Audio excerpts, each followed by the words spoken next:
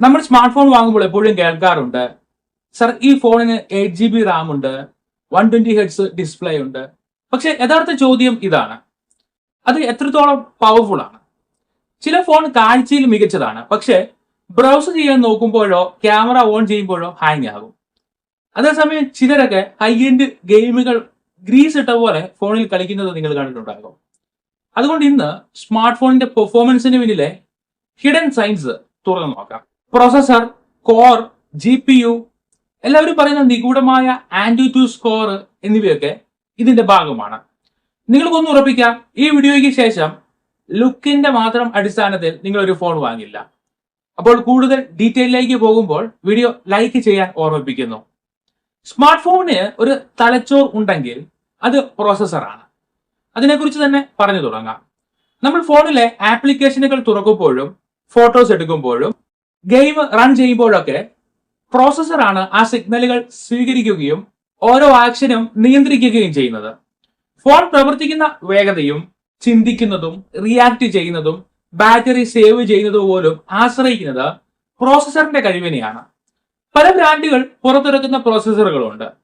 Qualcomm Snapdragon, Apple Bionic, MediaTek Dimensity, സാംസങ്ങിന്റെ Exynos, Google Tensor എല്ലാം അത്തരം പ്രോസസർ ബ്രാൻഡുകളാണ്. എല്ലാ ബ്രാൻഡുകൾക്കും ചെറിയ പവർ മുതൽ മികച്ച പവർ വരെയുള്ള അഡ്വാൻസ്ഡ് ആയുള്ള പ്രോസസറുകൾ വരെ പുറത്തിറക്കിയിട്ടുണ്ട്.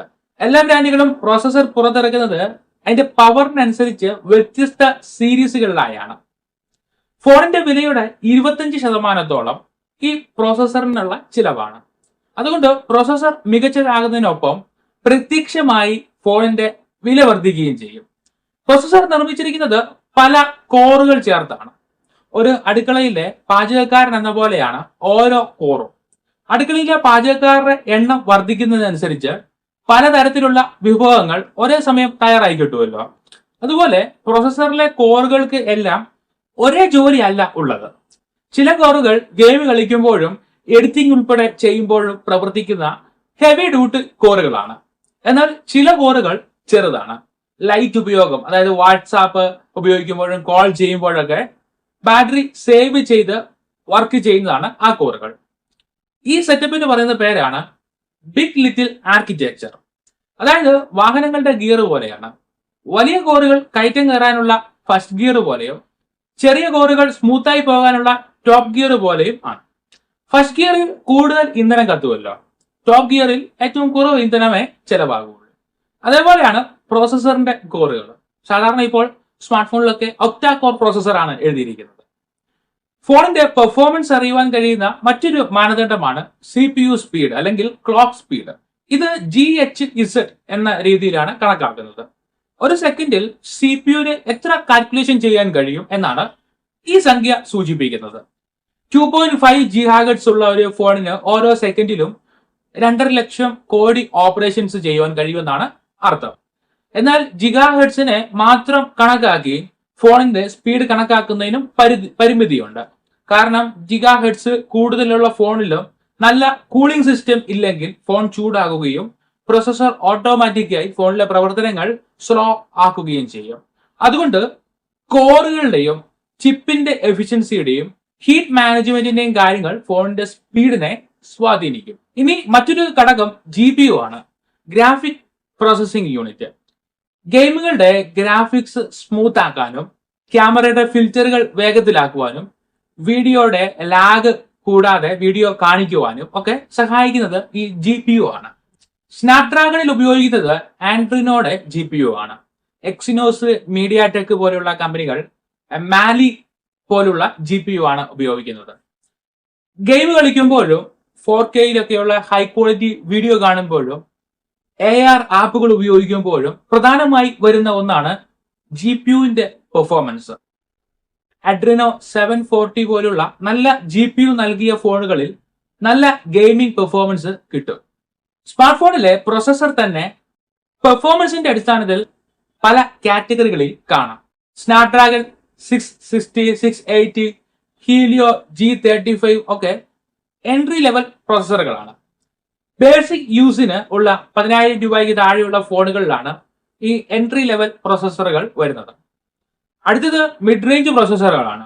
ഡിമെൻസിറ്റി 8100, സ്നാപ്ഡ്രാഗൺ 7S Gen 2 ഒക്കെ ഗെയിമിങ്ങിനും ഒക്കെയായി വരുന്ന 15,000 രൂപ മുതൽ 25,000 വരെയുള്ള ഫോണുകളിലാണ് കാണുന്നത്.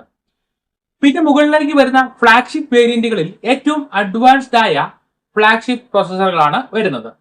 ഇത് ശരിക്കും ടെക്നോളജിയോടുള്ള ആവേശം കൊണ്ടാണ് ആളുകൾ വാങ്ങുന്നത്. പ്രോസസ്സറിന്റെ കാര്യം പറയുമ്പോൾ ചില ടെക് ജെന്നുകൾ പറയുന്ന ഒരു വാക്കാണ് ആന്റിറ്റ്യൂ സ്കോർ. ഫോണിന്റെ CPU, GPU, memory, storage, user experience എന്നീ ഫോണിന്റെ പാർട്സുകളെല്ലാം അടിസ്ഥാനമാക്കി പരിശോധിക്കുന്ന ഒരു ബെഞ്ച് മാർക്കിംഗ് ആപ്പാണ് ആന്റിറ്റ്യൂ. ഓരോ ഫോണിനും അത് ഒരു സ്കോർ നൽകും. ഈ സ്കോർ കൂടുന്നതിനനുസരിച്ച് ഫോൺ പവർഫുൾ ആണെന്നാണ് അർത്ഥം. ലക്ഷത്തിലാണ് ഈ ആന്റിറ്റ്യൂ സ്കോർ രേഖപ്പെടുത്തുന്നത്. ബേസിക് യൂസിനുള്ള എൻട്രി ഫോണുകൾക്കൊക്കെ 3 ലക്ഷം വരെയുള്ള റേഞ്ചിലാണ് ആന്റിറ്റ്യൂ സ്കോർ വരുന്നത്. മിഡ് റേഞ്ച് ഫോണുകളിൽ 3 ലക്ഷം മുതൽ 6 ലക്ഷം വരെ ഉള്ള ഒരു സ്കോർ ആണ് വരുന്നത്. കുറച്ചുകൂടി പെർഫോമൻസ് ഉള്ള ഫോണുകളിൽ 6 ലക്ഷം മുതൽ 10 ലക്ഷം വരെയുള്ള സ്കോർ ആണ്. ഹൈ എൻഡ് ഫോണുകളിൽ 10 ലക്ഷത്തിന് മുകളിലേക്കാണ് ആന്റിറ്റ്യൂ സ്കോർ വരുന്നത്. ആന്റിറ്റ്യൂ സ്കോറിന്റെ കാര്യത്തിൽ മത്സരം നടക്കുന്നത് ഈ ഫ്ലാഗ്ഷിപ്പ് വേരിയന്റുകളിലാണ്. എന്നാൽ ആന്റിറ്റ്യൂ സ്കോറിന്റെ മാത്രം അടിസ്ഥാനത്തിൽ ഫോണിന്റെ സ്പീഡ് കുറവായിരിക്കും അല്ലെങ്കിൽ കൂടുതലായിരിക്കുമെന്ന് കണക്കാക്കാൻ കഴിയില്ല. സ്കോർ കുറവ് കാണിക്കുന്ന ഫോണുകൾക്കും നല്ല റിയൽ ലൈഫ് പെർഫോമൻസ് കാണാറുണ്ട്. ഫോണിന്റെ പെർഫോമൻസിനുള്ള മറ്റൊരു ഘടകമാണ് സ്റ്റോറേജ് ടൈപ്പ്. UFS 3.1, UFS 2.2 എന്നൊക്കെയാണ് അത് രേഖപ്പെടുത്തുന്നത്. UFSന് ശേഷം വരുന്ന സംഖ്യ കൂടുന്നതിനനുസരിച്ച് ഫോണിന്റെ സ്പീഡ് കൂടും. അതുപോലെ തന്നെ റാമും ഒരു ഘടകമാണ്.